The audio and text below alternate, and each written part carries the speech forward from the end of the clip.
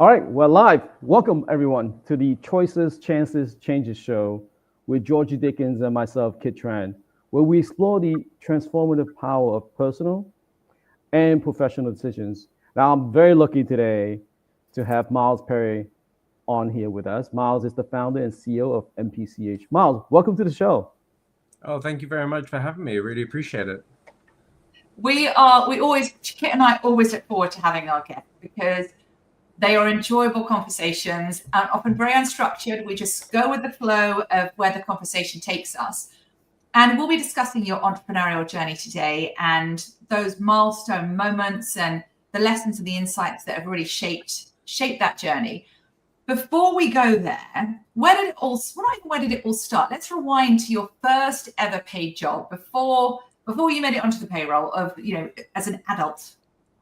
Oh, so that's an interesting question because I've had multiple different jobs. So, the one that actually started my journey in the cybersecurity and physical space was actually as working as an engineer, like a first line engineer for Fujitsu. But if you then go for the first ever paid job, which is really boring, when I was 12 years old working in a cafe, that's going to be extraordinarily boring.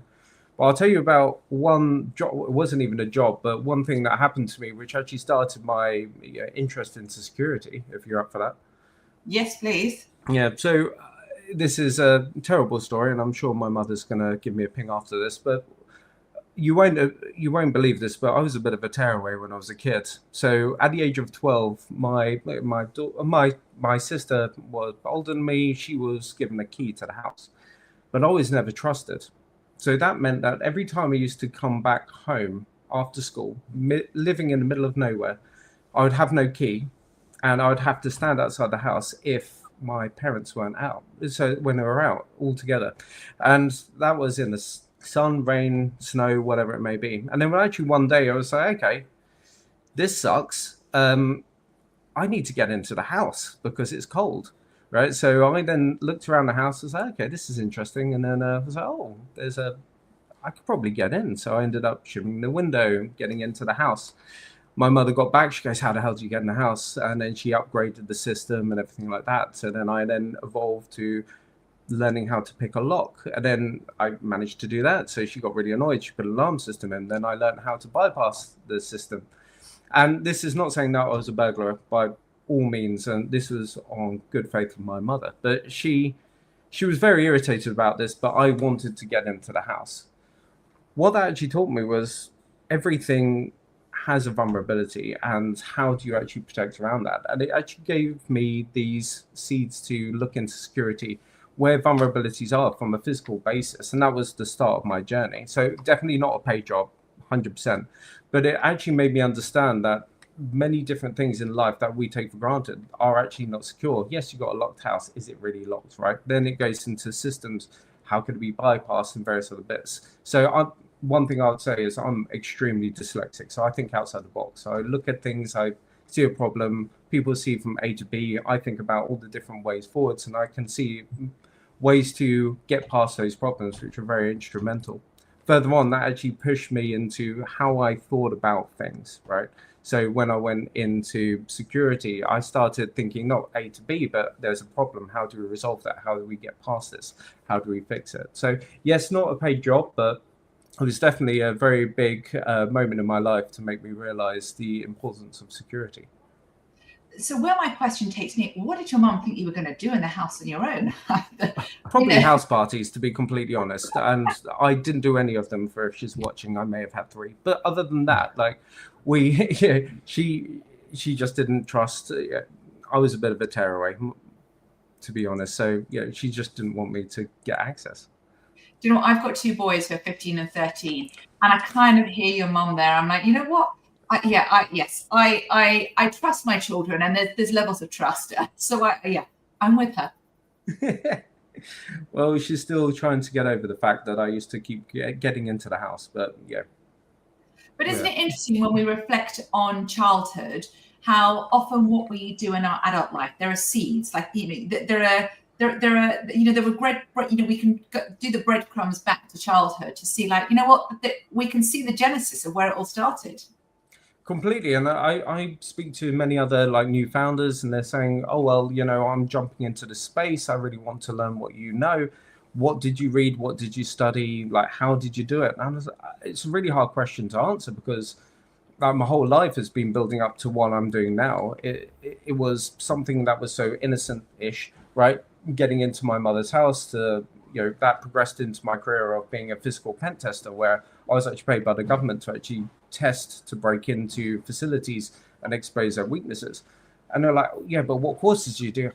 I didn't really do courses as such. It was life experience of like having a situation and having to navigate it accordingly to actually achieve your goal. So it's not a textbook kind of thing, if that makes sense.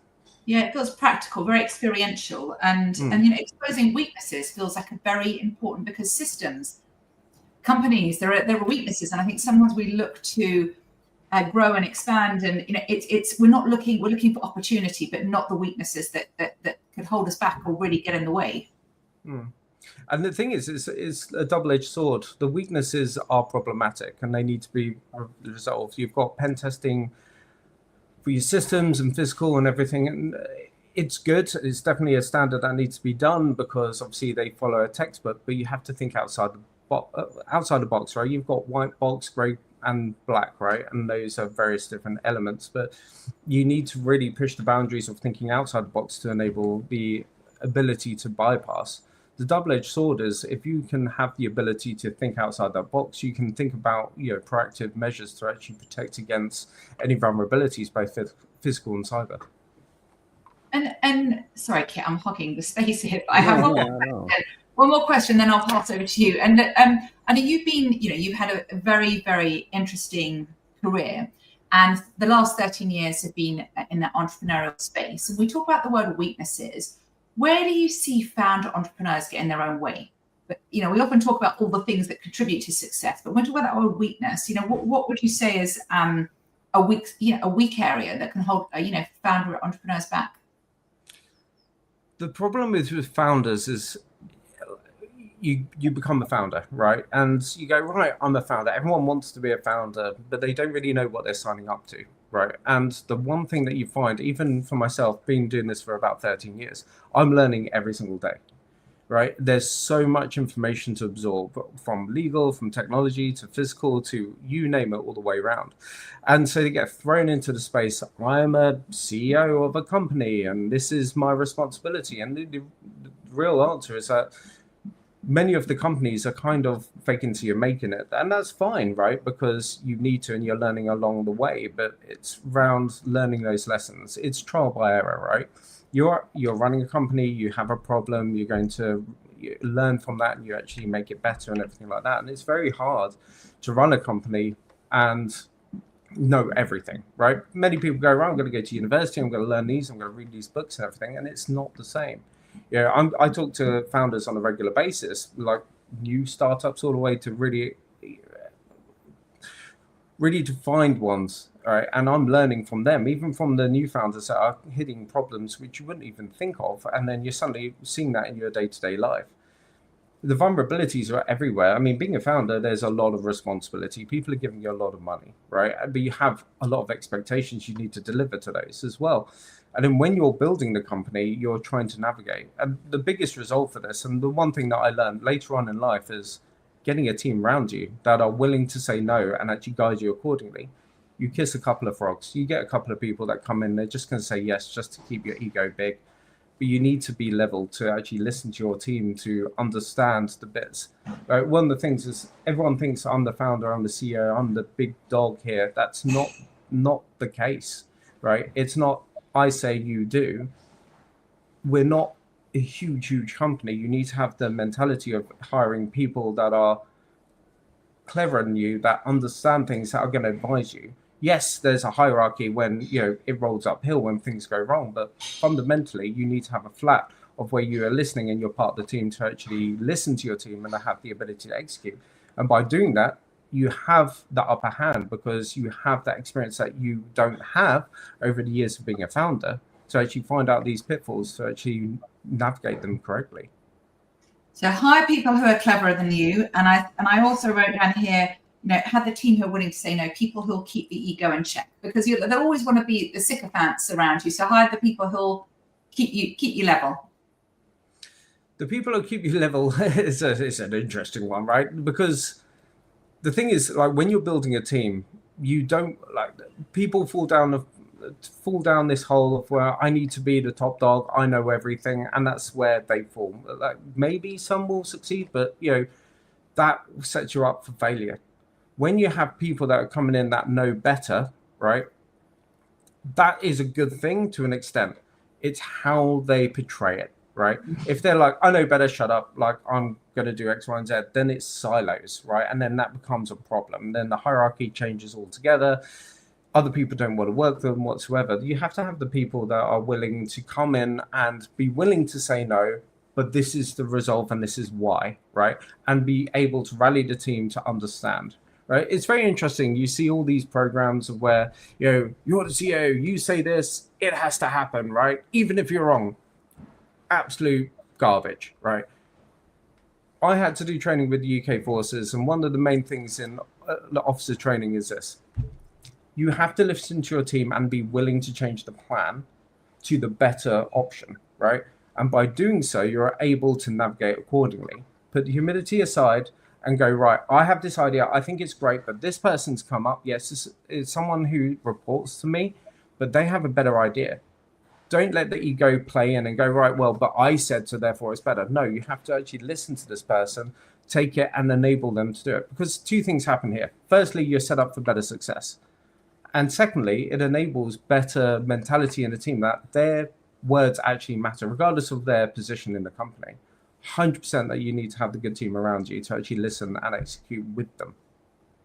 Now, Miles, one of the things that's interesting, as part of the show as well is, so you work for the public sector, and then you said 13 years ago you started this entrepreneurial journey. But what really drove the decision to say, I'm going to go and start something myself? Well, that was accidental. So, love to hear more about that accident. This is Miles, the accidental entrepreneur. I can see it. Yeah. So, like, my background is specializing in physical and cyber intelligence and security. I was a consultant at the early age in the early 20s and kind of navigated around that. And my speciality, I was actually using my disability, dyslexia, as my actual strength. I would think around solutions and actually think outside the box and execute, which was very good, because in the normal sectors, people will go and they do it very methodically. And I would sit there and I'll be thrown in there. And they go, hey, we've got a problem. We've got a week to fix this. Oh, by the way, lives are in danger, this, that, the other. And like, okay, yeah, so, no stress. So we're going to deal with this. And I was able to execute on those capabilities, whether it's from technical solutions to physical solutions, right? I worked through that all the way through. When I got into crypto, I was mining Bitcoin at 2012, loved it, paranoia and everything like this. And with my paranoia, knowing what the real world is like on a cyber basis and all the physical threats, I built a solution to hold my own Bitcoin, because I don't trust anyone. It was me running around one of the bases one day with one of my friends, and I did what any Bitcoiner would do, Bitcoin. And at the end of the run, he said, okay, I want to buy Bitcoin. I was like, yeah, go for it. And he goes, yeah, but you made me paranoid. Can you hold it for me? Well, okay, whatever. So I made adjustments. I didn't want it commingled with my coins. I separated out, did upgrades and everything like that.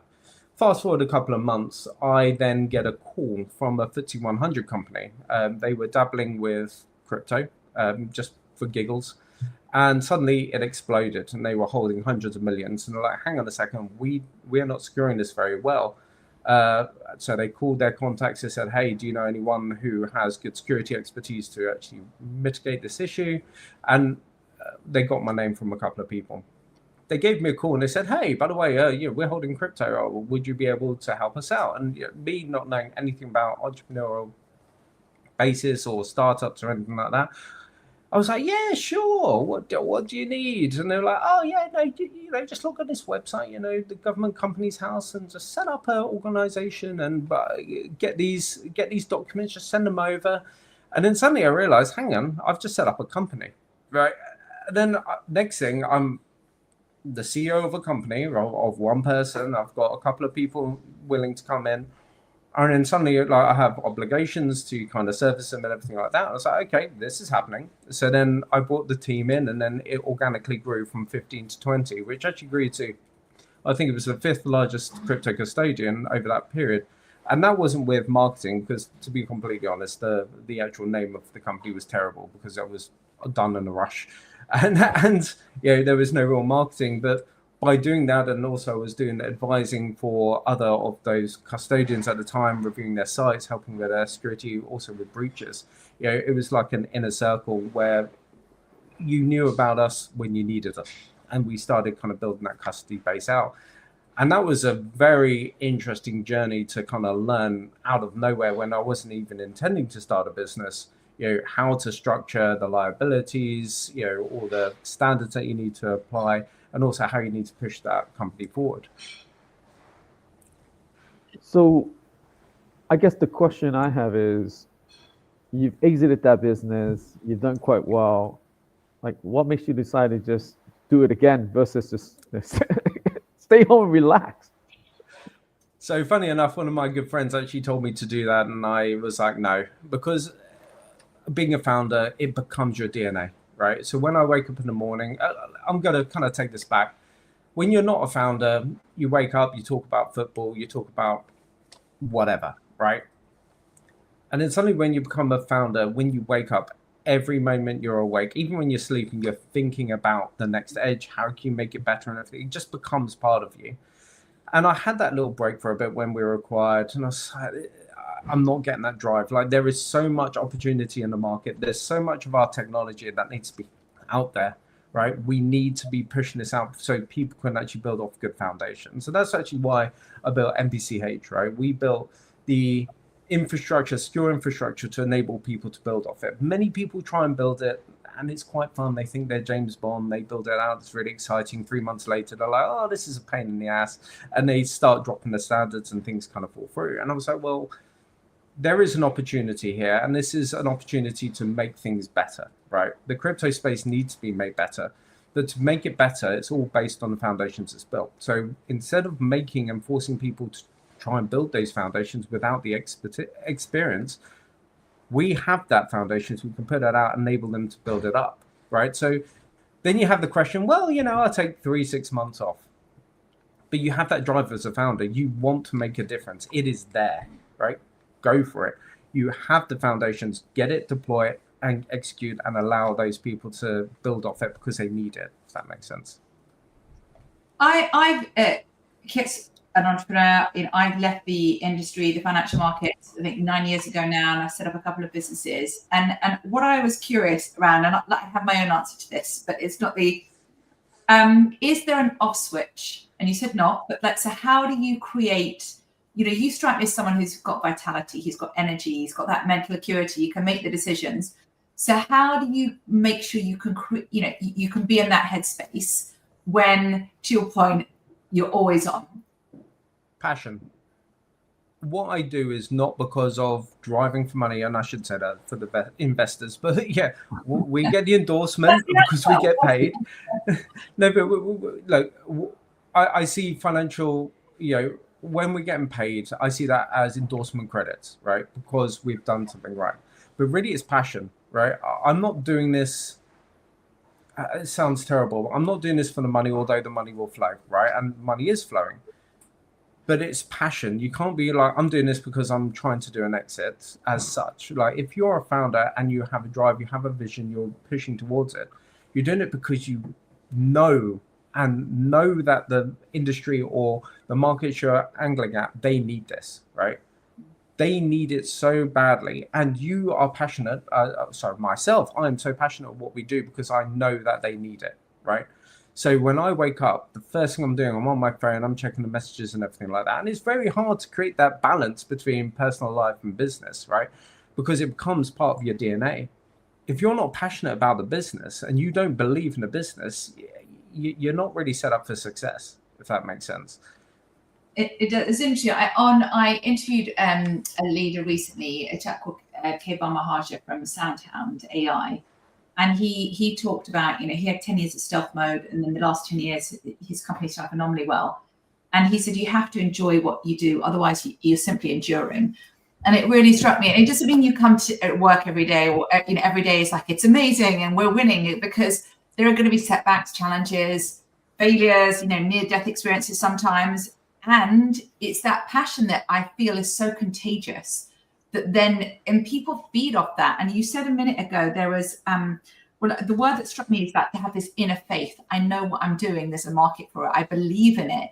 And that inner faith, I think, not everyone can see the future that you can see, but as an entrepreneur, you can see it. It's very, very obvious.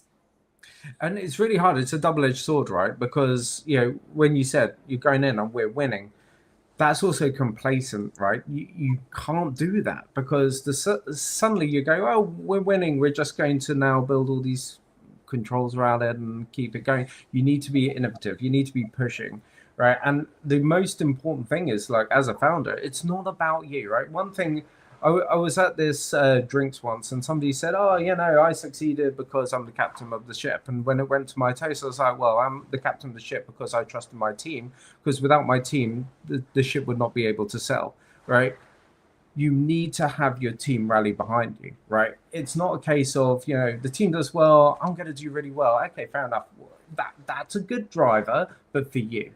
But everyone in the team needs to be part of that. One thing that I mandate in the company is everyone has equity, right? Period. And some people, they're like, oh, I don't know. Yeah, I've come out of a blue chip, don't really understand equity. So just have it and just let it sit. And you see over 3 months, they suddenly realize that all their hard effort that they do, the extra hours that they do deliberately, right, in the hard times. And there are hard times. There are a lot of hard times, right? Every keystroke that they do, every call that they do, every offer that they do is actually benefiting to them in the long term, right? So they understand that, we are driving together. And that big achievement of when we deploy something, right? There's this, the balance between the business. I want it delivered now because it needs to go now, right? And the tech team's like, I want to make it better and better and better, and never want to deliver, right? And you have that equilibrium and you push it. And the key part is when the clients start just smashing at your door going, I need this. And that point, when they suddenly hear this and they see it and they see that money flowing in, they're like, oh, wow. And then suddenly all of it comes together. I have shares. That's now increased, right? All that extra effort. I'm not doing it for my end of month salary. I'm doing it because my shares are actually increasing. And, I've got this pot of gold I'm enjoying. And it's really important to keep them driven all the way through from that. So you raise a good point, and a lot of startups. Let me know if there's more ingredients, but is the idea, the team, and the timing. Like, in your view of these three components, like, which one's actually the most important? I can't answer that as a singular. They're all important. I mean, as a founder, that's your role, right? You need to balance that. You need to make sure that you have the good culture, you've got the correct time, you've got the good market fit, and you're going to execute it accordingly. Like, as I said before, the tech team will want to work for years on end, never delivering a product, because they always need to make it better. So then at that point, at what point is it an MVP? An actual MVP versus their MVP, which is like a perfect product. Then you have to balance out of the business saying, hey, we want it deployed now, but we're going to take all of this risk. And, as a founder, you're going to go, well, that's a lot of risk, but we need to make it balanced and have the ability to push it out from there. So there is no correct answer, but there's also no singular one either, if that makes sense. No, that does make sense. By the way, I don't like MVP. I like MVP, which I call minimum billable product, right? Because you always think about minimum viable products. No, it's minimum billable products where you can generate revenue from it. I love that. There's several things that I've written down here, and it made me smile when you talked about, it's the important when not to get complacent. I think that's so critical. And this conversation, it reminded me of the conversation again I have with this founder, where he talked about one of their milestones was getting 100 million users on their platform. And I said, what did you do? And he goes, we all had a piece of cake.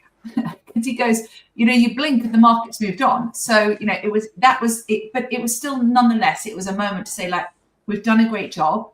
We're going to eat a piece of cake for 5 minutes as a team, but it's owning the moment, but not being complacent.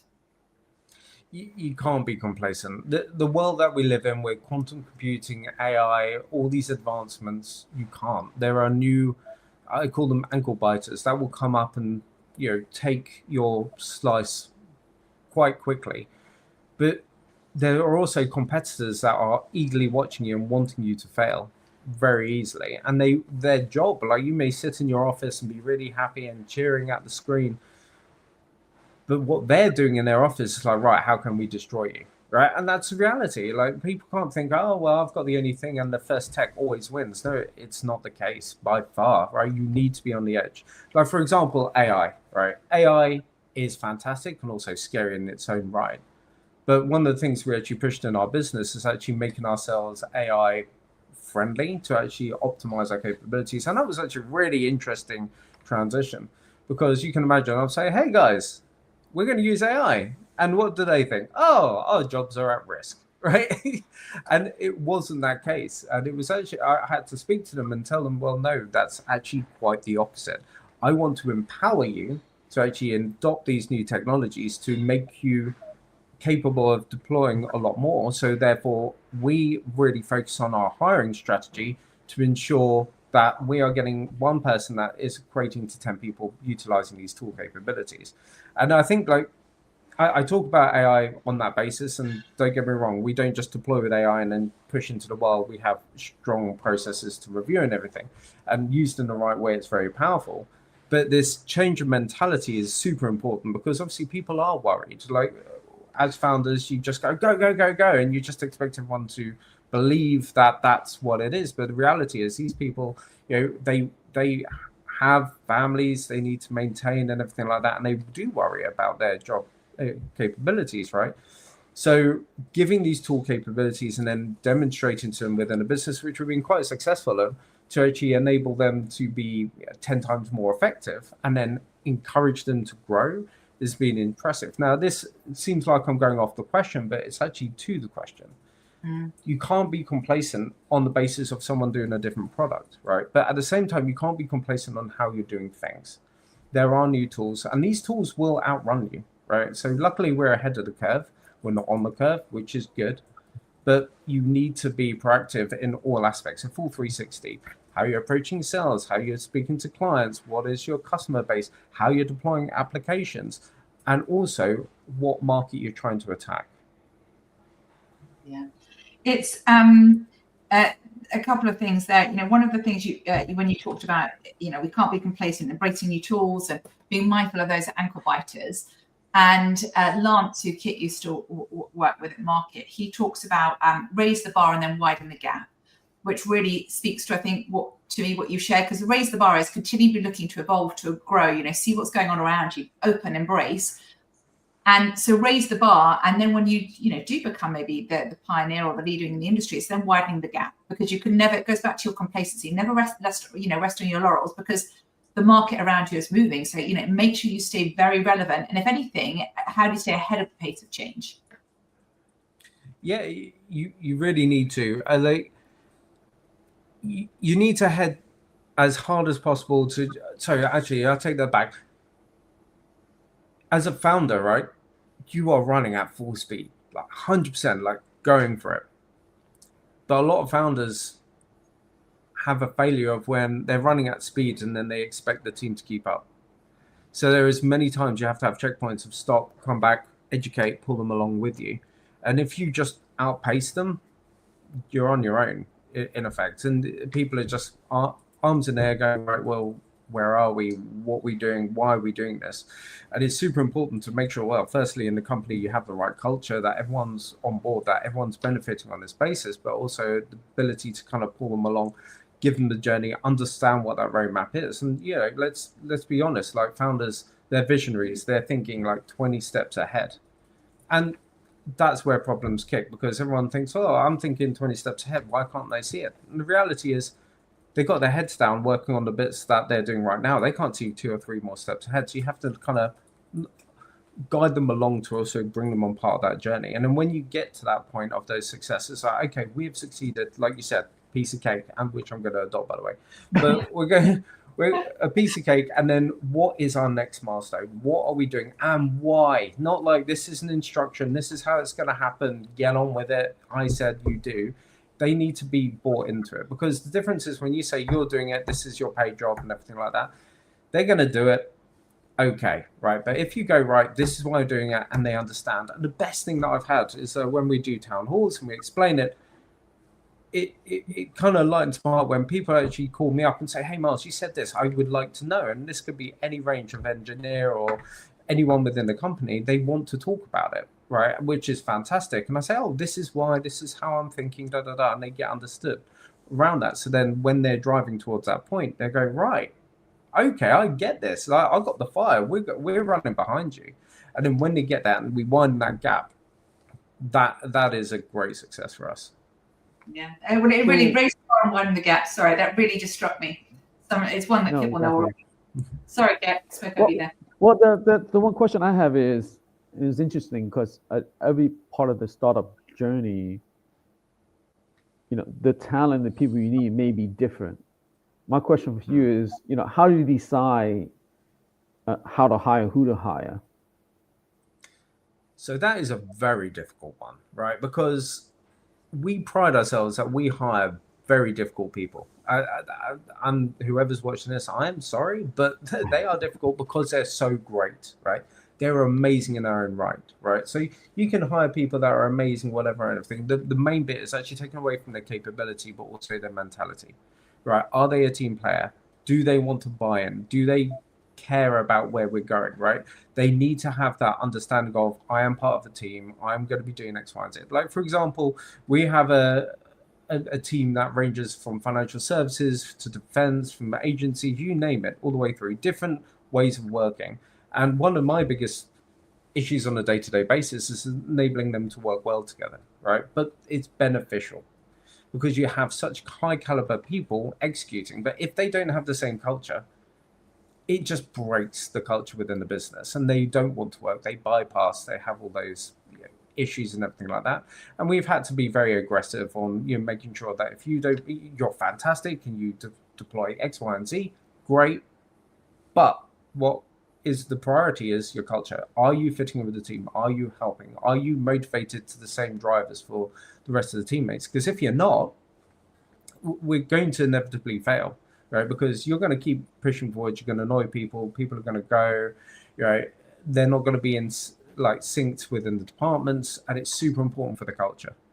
Right, so I would actually trade out someone who actually meets the culture, less experienced in the actual technology or wherever it may be in their department, to actually keep that balance within the business.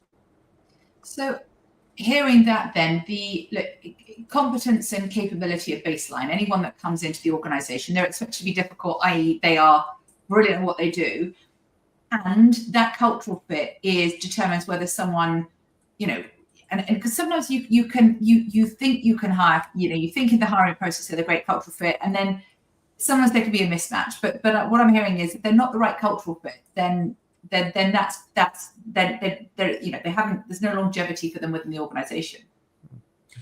Correct. So we have unfortunately had a couple of the cases, right? Absolutely fantastic people, but they just don't fit.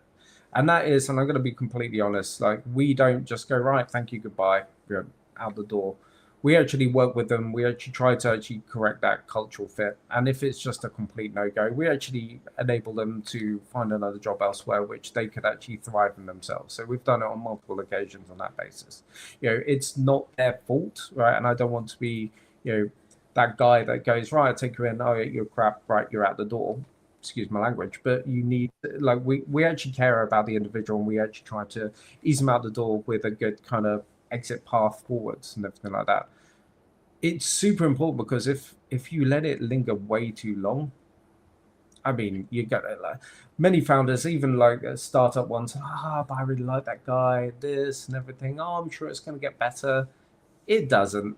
I'm going to tell you outright, it doesn't. And it actually, by procrastinating, it gets worse, right? And then it's going to be a very ugly exit, right? However, we are very quick on it. So we evaluate, even as part of our interview stages, to assess the culture and make sure that they can fit. They speak to multiple people, and then if they come in and it's not a fit, we try to fix it because they've already met that standards. And then if it's not that, we ask them to leave, and we actually assist them with getting another job in other companies, which actually is an environment that they would actually thrive in for themselves. I remember one CEO saying to me, no CEO says they wish they'd taken longer to make the tough decisions on people. To your point, if you know, and I think someone's, and if as long as you're giving them the right support to correct, because maybe it's a blind spot, maybe it's again that they with the right guidance or the right feedback, they can iterate, evolve. However, to your point, I think for the most part, your intuition, if you think they're not the right fit, and I love the book Legacy by James Kerr. It profiles the All Blacks. And they talk about no one person is bigger than the team. You could be the most extraordinary All Black, but if that they're very heavy on their values, and not heavy, but very intentional with their values. And if there's a mismatch between how you sharpen the values of the All Blacks, it's like, well, no, you're not on the team. I completely agree. Like we talked about at the very beginning about passion, right? I wake up, I'm instantly on my phone, going through bits and pieces, and because I'm passionate about the business, I care, I love it, right? The rest of the team are also the same. If you have someone who doesn't have those values, then what's that going to do to the rest of the team, right? You start to infect. Well, hang on, I'm working like long hours, I'm doing this, I'm doing that, like voluntarily, right? But this guy just comes in, floats, and does X, Y, and Z, and then just decides whatever, and like knocking everyone else. It's not fair. It's not fair to the team, because at the end of the day, every single person in the company are going towards the same goal and same vision. We all believe it, right? So if you're not passionate about it and you don't have those values, you're only going to cause problems. And like when you have that niggly feeling, if you procrastinate on it, it's only going to get worse. And like, put my hand up. Have I done it? Oh, yes. Have I had to pay the price? Yes, 100%. And it's very problematic. And it's one of the things that it's actually irony is that when you procrastinate, you push further down the line, and you have to let that person go and like guide them to another place. You suddenly realize that you've actually done a disservice to the individual as well, right?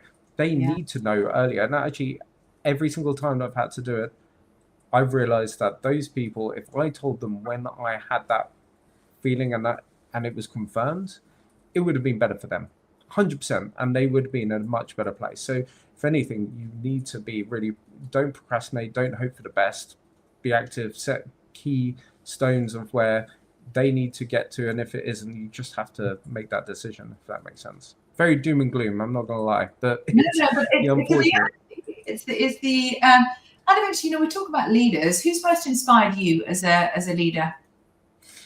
So since I was a kid, Richard Branson. So being heavily dyslexic, someone who didn't go to university as such, and he had a drive and forced his disability into a benefit and actually drove into such success. Richard Branson.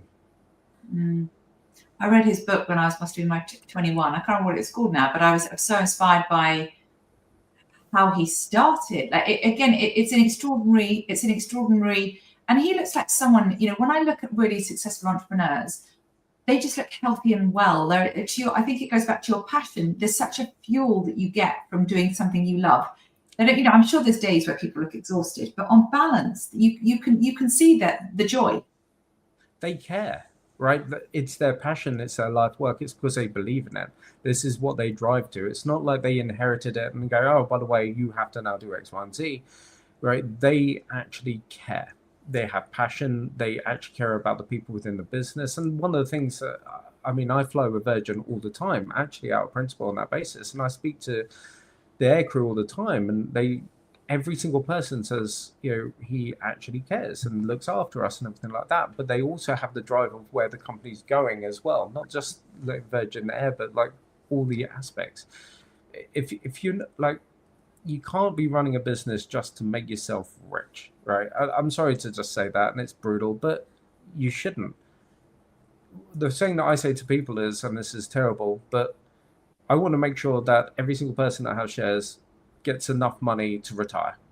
Now, that's a bigger problem further down the line, admittedly, but we'll talk about that later. But you need to care about the people you're in bed with. These people are really putting in the time and effort, right? And if you're not caring about them and you're not passionate about what's going on, they are not either. It's not great. And how do you think showing you care, how do you think that shows up in action?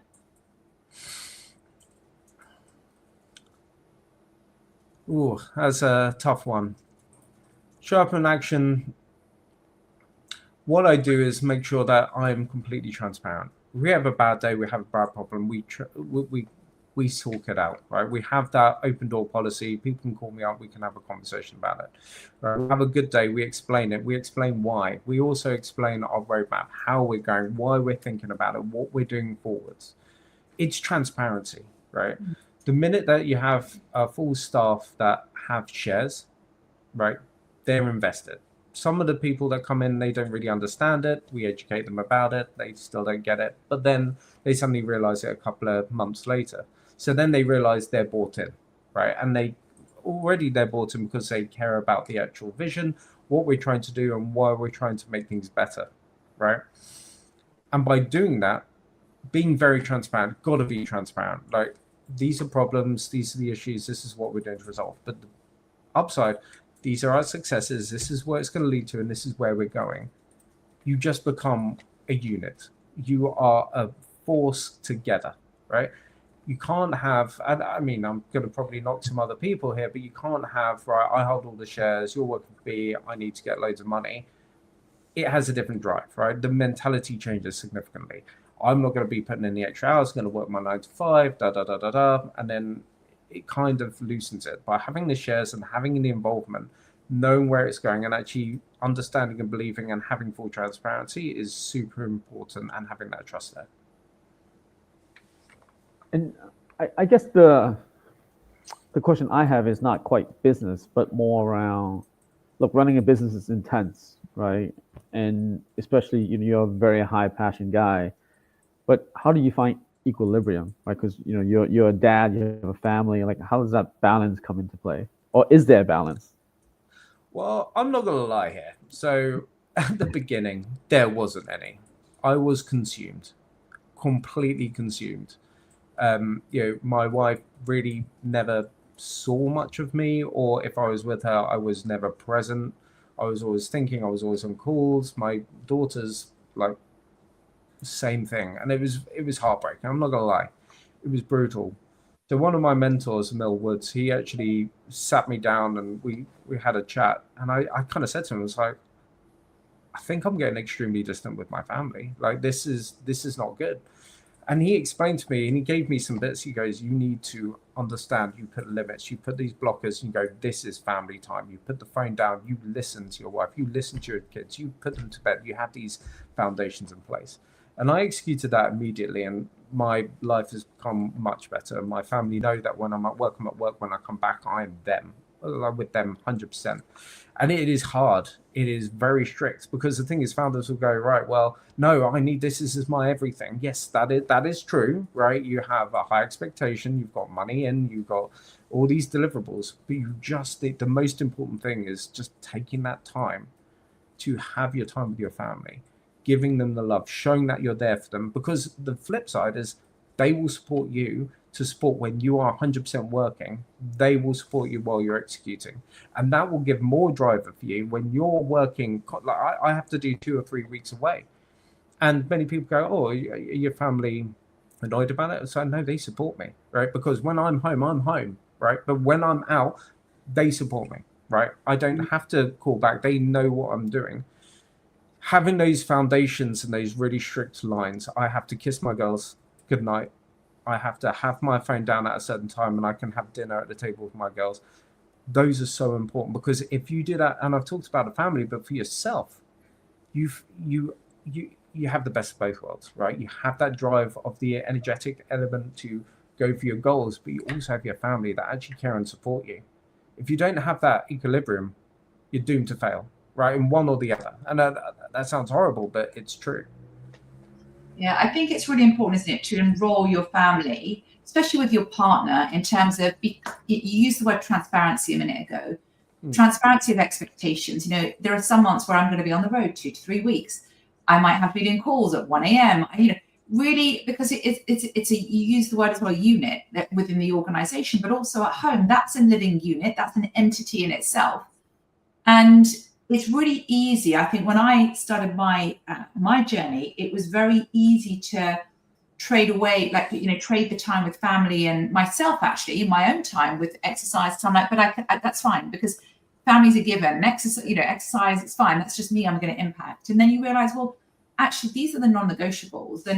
And you said the limits and blockers, and it's about having boundaries in place and blockers and limits, and not just having those in words, but having them as like, no, these are not invisible fences. These are properly, that they're limits, and being so intentional about protecting that space and time.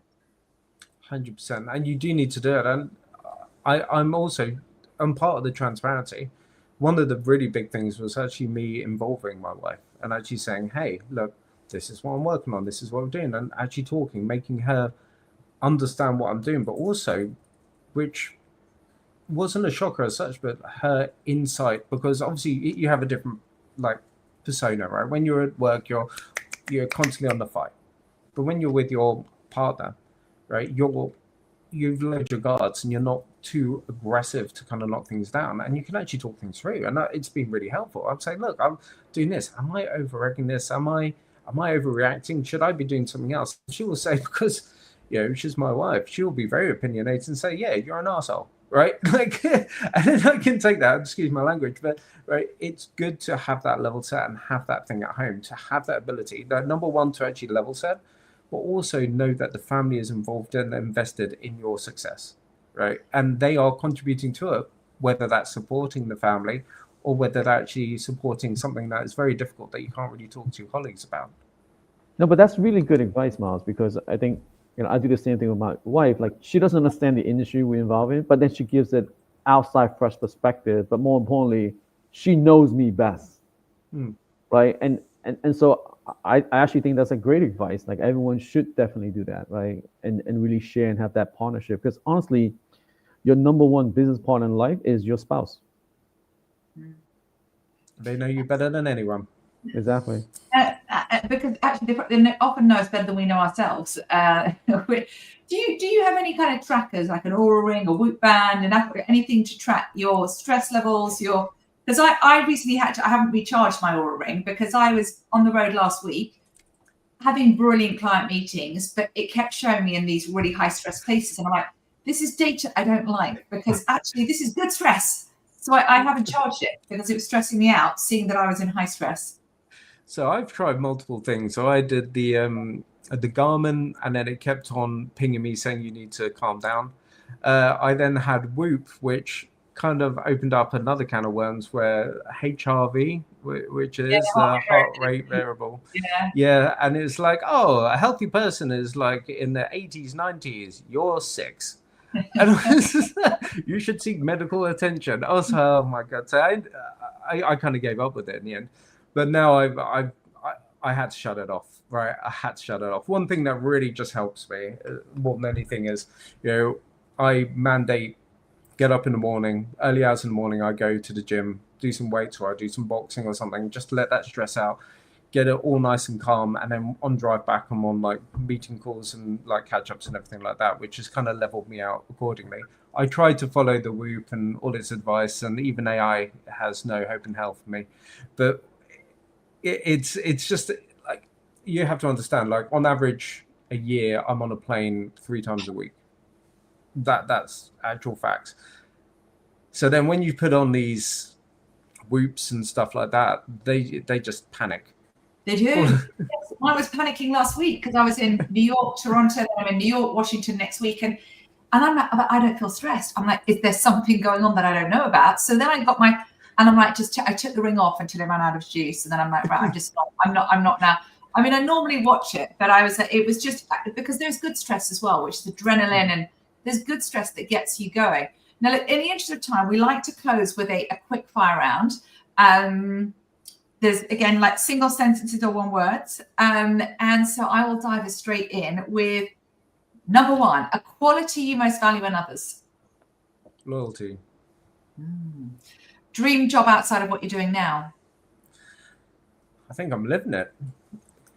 Ooh, okay, we like this. See, you talked about having fun, enjoying what you do. A superpower you would love to have and why? I know this is supposed to be quick, but You can think, you can ponder. I don't actually know. But the thing that comes to mind, which is not relevant here, is to be able to fly. I would think you'd fly. I mean, then if you're on a flight, you got or just instant a time machine or whatever, you could just no more flights, just immediately appear in your destination. Time machines is cheating because then you can get into Bitcoin at the right time. I was thinking about that. Okay, the legacy you want to leave behind. A better place. Yeah. And I'm not supposed to be, but I kind of then want to ask another question on that. But no, we're going to. One thing you can't work without. The team. That, without a shadow of a doubt. Without a team, you're just a single person with an idea. Let's make sure we take this video clip, we send it over to your company, just to be on record. He's talked about how amazing you all are, and how much he values you. Best book you've read this year or Netflix series you've watched? Oh God, you really catch me off guard right now. I haven't had any chance to read a book or watch Netflix. Okay, I end up watching series. I watched one episode, think this is amazing, and then I don't know more. I stand corrected. Something that I've just started is The House of Guinness. I've actually found that really inspiring, of where obviously the family from one angle and how they're actually changing it to actually better their position as a family. Okay. But I haven't finished the series, so I probably have spoken out of term, so I don't know how it finishes. The one I've started watching, I've watched one episode, which was about the government, is it Traitor? It's with Tran. I've watched the first episode and it looks, Hostage, I think it's called, it looks amazing, but I've just watched the first episode. That's actually amazing. Have you seen it? Yes. Okay. I haven't finished it. I watched bits on the plane, but it was looking really good. Okay, and you mentioned your mum right at the beginning, your mum who wanted to lock you out of the house, age 12, because again, she locked you out of the house. What do you think she would be most proud of seeing you today?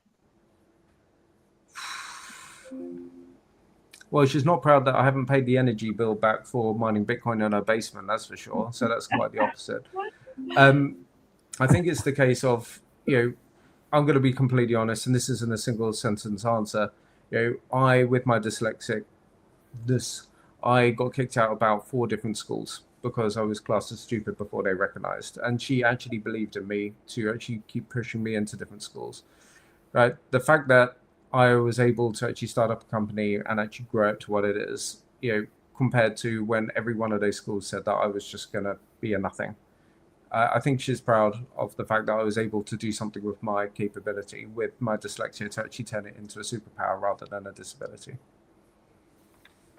Thank you. Well, it's interesting because Richard Branson speaks about, how that's dyslexia, not a disability, or it's, but it's how you make that, those strengths, super strengths. Thank you, Miles. This has been just such an enjoyable conversation, and Kiet and I always look forward to these chats because we always, I think, come away leveled up, learning something new. And equally, it's just such an incredible opportunity to democratize the wisdom and lessons and insights we hear from people who are doing amazing things in the industry, because you never know where a single insight can really have such a profound impact on others. Well, thank you very much for having me. I really enjoyed the conversation. Kiet, I'm going to leave you to close our time together. No, so as Georgie said, Miles, thank you so much for being on today. And I think what's most important is thank you for the audience for your continued support.